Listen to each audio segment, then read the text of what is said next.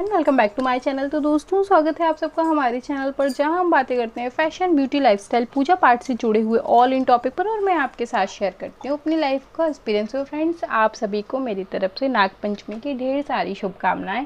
और मैंने वीडियो जैसे कि विधि का शेयर किया था, तो बहुत सारे लोगों का कमेंट आया था, जिसके जरिए मुझे ये मालूम पड़ा कि आपके यहाँ अलग अलग विधान से और अलग अलग तरीके से पूजा होती है। और किसी ने मुझे एक फ़ोटो भेजी है, उसमें एक देवी जी बैठी हुई हैं और बगल में बड़े बड़े सांप जो है वो खड़े हुए। तो उनको कोई मनसा देवी बोल रहा था शायद, नागों की माता। नागों की माता। अच्छा, मैं बहुत डिटेल में नहीं, मुझे उनके बारे में पता था, तो बहुत अच्छी चीज़ें जानकारी पता चली। तो ये नागपंचमी के दिन का हमारे लड्डू गोपाल का श्रृंगार और स्वरूप है। क्योंकि आज जो है दिन है वो सैटरडे है, तो सैटरडे को ये पर्पल कलर की ड्रेस पहनते हैं। साप्ताहिक अनुसार ड्रेस पहनना मैंने बताया। तो ये मैंने पूजा की, साधारण सा एक छोटा सा कलश की स्थापना की है। ये गणपति जी का पूजन किया है, वहाँ भगवान शिव का पूजन किया है, वहाँ कोने में एकदम नंदी जी छुप गए हैं फूलों से। और मैं आपको दिखाऊं वैसे नाग नागिन कैसे बनाते हैं, ये मैं आपको एक वीडियो में बता चुकी हूँ, वीडियो मैंने शेयर किया था। फिर भी मैं आपको एक लुक दिखा दूँ, तो आई होप आप लोग समझ पाएँ। तो ये हमारे नाग देवता हैं जो कि थोड़े से मोटे और ऊंचे हैं। ये हमारी जो है वो नाग माता है जो कि थोड़ी सी छोटी और पतली सी रहती है। यही आकार हम लोगों ने देखा है, तो यही इनका स्वरूप है। और इनका आवाहन मैंने एक पीतल की प्लेट में किया, सारा पूजन पीतल की प्लेट में किया। कुछ चीज़ें बता दूँ, कुछ लोग कहते दीदी समी का और आंवले के पेड़ का अंतर नहीं समझ में आ रहा। तो आप जो ये छोटी पत्ती देख रहे हैं, ये वाली पत्तियाँ, ये ऐसे देखें आप, है ये वाली जो पत्तियां आप देख रहे हैं जी, ये शमी के पेड़ की पत्तियां हैं, जो जिसका हम शनिदेव का पूजन करते हैं और ये भगवान शिव को भी चढ़ाते हैं। और ये जो पत्तियां आप देख रहे हैं, ये आंवले के पेड़ की है। आंवले के पेड़ की पत्ती शमी के पेड़ की पत्ती से कई ज़्यादा गुना बड़ी होती हैं। तो ये है अपराजिता शंख पुष्प पे जिसे कहते हैं, वो ये पर्पल कलर का फूल है। क्योंकि पुष्प चढ़ चुका है तो मैं उठाऊंगी नहीं, यहीं से आप देख लो, पूरा खिल नहीं पाया क्योंकि मैंने पूजा थोड़ा सा जल्दी कर दी, तो पूरा खुल नहीं पाया। धूप आने में बहुत अच्छे से खुलता है ये।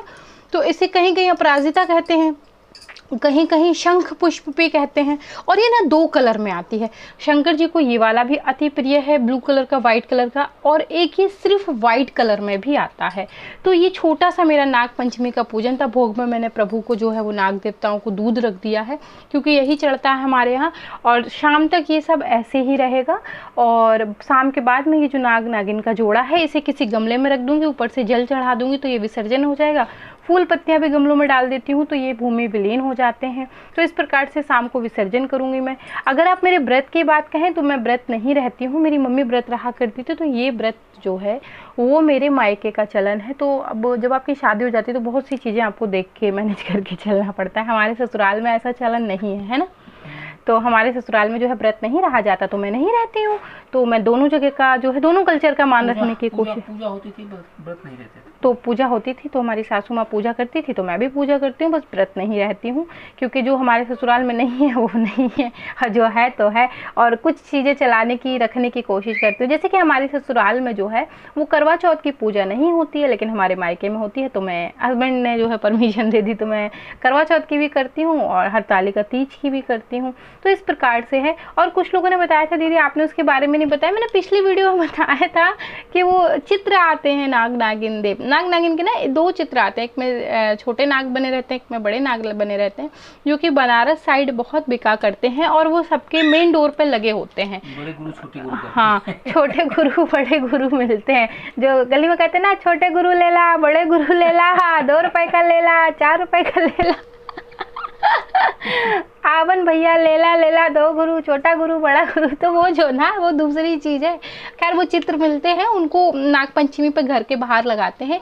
जिनके यहाँ नहीं उपलब्ध होते हैं वो कुमकुम चंदन से भी निर्माण कर लेते हैं।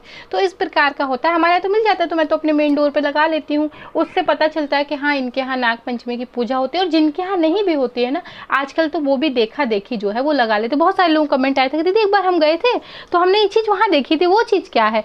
तो वो 2 कथाएं हैं। हाँ, एक कथा तो ये है कि जब आदि शंकराचार्य हाँ, और मंडन मिश्र, हाँ, बनारस के विद्वान थे, इन लोगों का शास्त्रार्थ हुआ था, जिसमें आदि शंकराचार्य विजयी हो गए थे और मंडन मिश्र हार गए थे। तो उन दोनों लोगों को, आदि शंकराचार्य को बड़े गुरु के रूप में और मंडन मिश्र को छोटे गुरु के रूप में तस्वीर में दिखा के, एक तो यह उनसे जुड़ी हुई है। हाँ, दूसरी कहानी है पतंजलि और उनके गुरु पाणिनि की।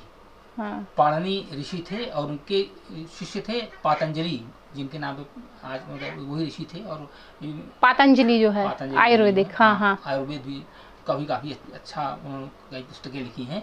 तो इन दोनों लोगों मतलब एक वहाँ जैतपुरा थाना क्षेत्र में एक नाग कुआं है। जैतपुरा थाना क्षेत्र में नाग कुआं है। अच्छा, मैं नहीं गई कभी। हाँ, आप नहीं गई हैं। नाग कुआं है, वहाँ एक मेला लगता है नागपंचमी को। अच्छा। तो ये कहा जाता है कि पाणिनि यानी गुरु के सानिध्य में शिष्य ने वहाँ तमाम ग्रंथों की रचना किया उसी कुएं पर बैठ के। अच्छा। और वहीं नागों की पूजा भी होती थी, मेला भी लगता था। तो उनके नाम पे गुरु, बड़े गुरु और छोटे गुरु उनको कहा जाता है, पाणिनि को और पतंजलि जी को। पाणिनि को और पातंजलि को, जिनके नाम पर आज बड़े बड़े जो है वो पातंजलि वाला मामला चल रहा है। तो ये रोचक तत्व आपको पता चले जो मुझे नहीं पता था।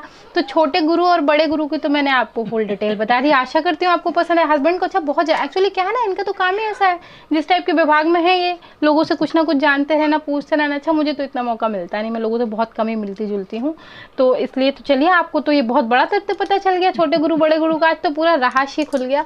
और मैं एक चीज़ बता दूँ आपको कि बनारस में जो है, जो बनारस की स्थिति ये है, वहाँ का कोई वहाँ चेला है ही नहीं, कोई चेला वहाँ नहीं है। हाँ, एक कहते का गुरु, तो कहते दूसरे हाँ गुरु, तो कैसे ना कहीं चौचक हुआ, तो सभी गुरु हैं वहाँ। तो कोई वैसे भी चेला नहीं, तो बस कोई छोटा गुरु है तो कोई बड़ा गुरु है, कोई महागुरु है तो कोई मीडियम गुरु है, तो इस टाइप का है। तो आशा करती हूँ नागपंचमी की वीडियो आपको बेहद पसंद आई होगी। थोड़ा सा इसमें बातें भी हो जाती तो मुझे बहुत अच्छा लगता है, लोगों को भी बहुत पसंद आता है। और आपके जीजा जी ने आपको देखिए इतनी मतलब रहस्यमयी बात बता दी, बहुत ही रोचक सी बात थी, मुझे नहीं पता था इसके बारे में, तो उन्होंने आपको बताया। तो छोटे गुरु बड़े गुरु के जो आज है एक्सपोज कर दिया। तो फ्रेंड्स, मैं मिलती हूँ विदा न्यू वीडियो। अगर ये वीडियो पसंद आई तो like share subscribe and comment करना बिल्कुल भी मत भूलें। और इलाहाबाद में दारागंज में एक नाग, वासुकी नाग का मंदिर है, गंगा जी के तट पर। हाँ हाँ हाँ, वो तो मैंने देखा है। वहाँ पे आज नागपंचमी के दिन वहाँ बहुत बड़ा मेला लगता है। हाँ, तो इलाहाबाद में मेला लगता है, तो जो लोग इलाहाबाद से हैं वो लोग भी जानते होंगे। तो फ्रेंड्स, मैं मिलती हूँ विद न्यू वीडियो। तब तक के लिए आप सब्सक्राइब लाइक शेयर कमेंट करें और बताएं आप क्या देखना चाहते हैं। इसकी फोटो मैं इंस्टा पे शेयर करूँगी, तो आप मुझे इंस्टाग्राम पे भी ज्वाइन करना बिल्कुल भी मत भूलिए। मैं मिलती हूँ विद न्यू वीडियो, तब तक के लिए बाय बाय।